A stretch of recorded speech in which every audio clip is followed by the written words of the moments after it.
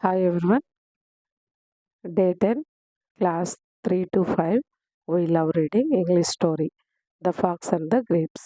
ఈరోజు మనం చదువుకునే స్టోరీ పేరేమి అంటే the fox and the grapes. ఓకేనా?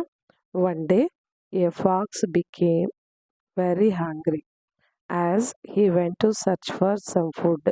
వన్ డే ఒకరోజు ఏ ఫాక్స్ నక్క బికేమ్ వెరీ హంగ్రీ, నాకు చాలా ఆకలి. హంగ్రీ అంటే ఏమి, ఆకలి అయింది.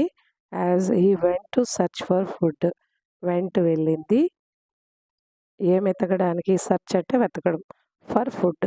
He searched high and low, searched చాలా చోట్ల వెతికింది, హై అండ్ లో అంటే ఎత్తు పల్లాల దగ్గర అన్ని చోట్ల వెతికింది. బట్ కుడెంట్ ఫైండ్ అంటే ఫుడ్ని కనిపెట్టలేకపోయింది, ఎక్కడ కానీ దానికి ఫుడ్ కనిపించలేదు. But couldn't find something that he could eat. He could eat అంటే తను తినడానికి ఏ మాత్రం, సంథింగ్ కొంచెం కూడా కుడెంట్ ఫైండ్ కనిపెట్టలేకపోయింది, దానికి ఫుడ్డే దొరకలేదనమాట.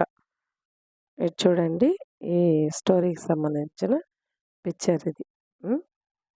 సరే, ఇంకా ఫుడ్ ఎక్కడ కనిపించలేదు కదా. ఫైనల్లీ చివరికి యాజ్ హీ స్టమక్ రంబుల్డ్ అంటే ఏమంటే కడుపు రగిలింది, ఆకలికి ఎక్కడ ఫుడ్ దొరకలేదు, కడుపు బాగా రగిలింది, stomach రంబుల్డ్.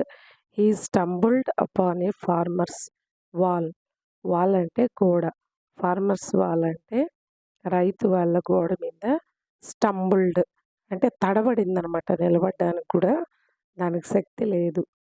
At the top of the wall అంటే ఆ గోడ పైన he saw the biggest juiciest grapes he had ever seen. At the top of the wall అంటే ఆ గోడ పైన ఈ సాద అది చూసింది, సా అంటే చూసింది, బిగ్గెస్ట్ జ్యూసియెస్ట్ గ్రేప్స్ చాలా పెద్దగా ఉందన్నమాట, బాగా జ్యూసియెస్ట్ అంటే బాగా రసం ఫుల్గా ఉన్న గ్రేప్స్ని చూసింది. హీ హ్యాడ్ ఎవర్ సీన్ అంటే దీని ముందెప్పుడు అలాంటి ఫ్రూట్స్ని చూడలేదంట, అంత బాగుంది. They had a rich purple colour, అంటే చాలా బాగుంది అని, రిచ్ అంటే ఇక్కడ గొప్ప, పర్పుల్ కలర్ ఊదా కలర్లో ఉంది.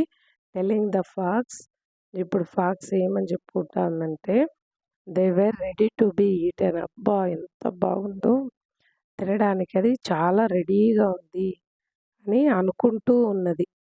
ఎవరు? ఫాక్స్, నక్క.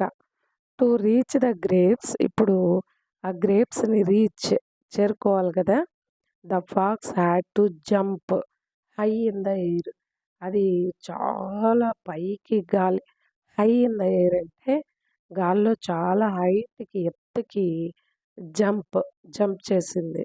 యాజ్ హీ జంప్డ్, అది అలా జంప్ చేసినప్పుడు he opened his mouth to catch the grapes, అది నోరుని ఓపెన్ చేసుకుంటూ ఎగిరిందనమాట, అంటే గ్రేప్స్ని అట్లే నోట్తోనే పట్టుకుందాము, నోట్తోనే కొరుక్కుందాం అన్నట్టు.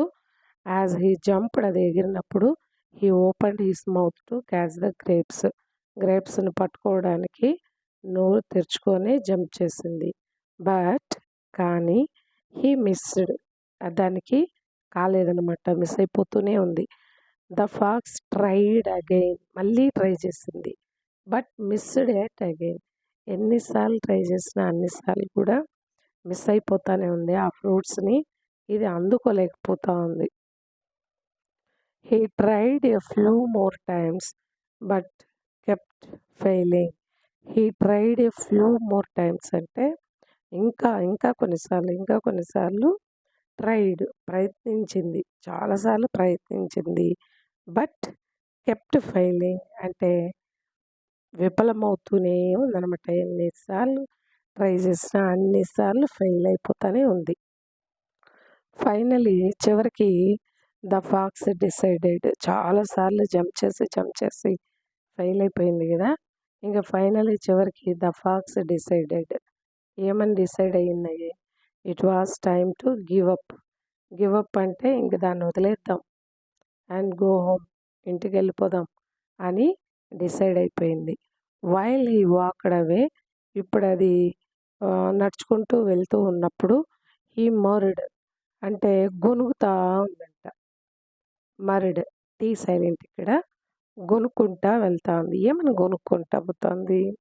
I'm sure the grapes were sour anyway. అంటే ఐయామ్ షూర్ నాకు తెలుసు ద గ్రేప్స్ వెర్ సోర్.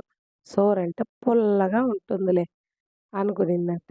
ఆ ద్రాక్ష పుల్లగా ఉంటుంది, మనకొద్దులే అనుకుంటా గొనుక్కుంటా వెళ్తా ఉందనమాట. ఇంకక్కడికి స్టోరీ అయిపోయింది. ఈ స్టోరీలోని మోరల్, నీతి ఏమి అంటే the moral, never despise what we can't have, nothing comes easy. Never despise. Despise అంటే విలువలేనిది అని. విలువలేనిది. వాట్ వీ కాంట్ హ్యావ్ అంటే మన వల్ల దాన్ని సాధించలేనప్పుడు దాన్ని విలువ లేనిదిగానే పరిగణించాలి. నథింగ్ కమ్స్ ఈజీ అంటే ఏది కూడా సులభంగా రాదు. మొత్తానికి ఈ మోరల్ ఏమి అంటే మనకు లేని దాని గురించి ఆశపడకూడదు. ఏది ఊరికే రాదు అని అర్థం. ఓకేనా? మీకు ఈ స్టోరీ నచ్చుంటే లైక్ చేయండి.